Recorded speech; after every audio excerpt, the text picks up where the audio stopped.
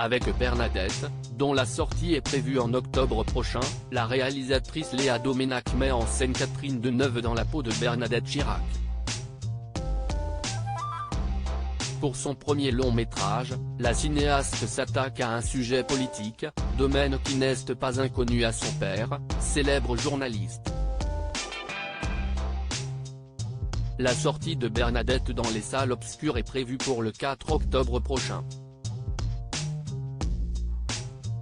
En attendant l'automne, des premières images de Catherine Deneuve dans la peau de l'épouse de Jacques Chirac ont été dévoilées début juillet. À l'écran, l'actrice française incarne l'ex-première dame en mal de popularité.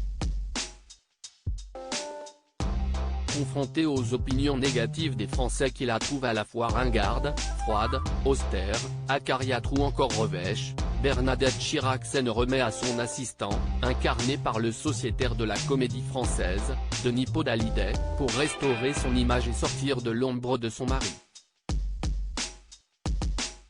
Avec Bernadette, Léa Doménac signe son tout premier long métrage.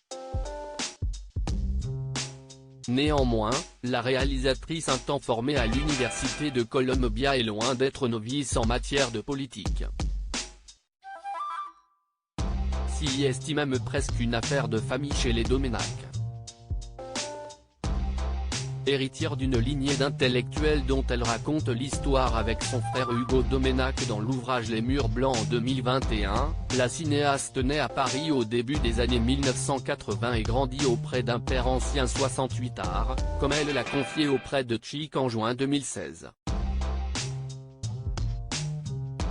Un patronyme reconnu, ce dernier, nommé Nicolas Doménac, est un journaliste politique chevronné et par ailleurs spécialiste de Jacques Chirac, à qui il a dédié une biographie en 3 tomes intitulée Le roman d'un président, publiée en 1997 et écrite avec Maurice Chaffran, qui l'accompagne la même année dans la création du journal Marianne.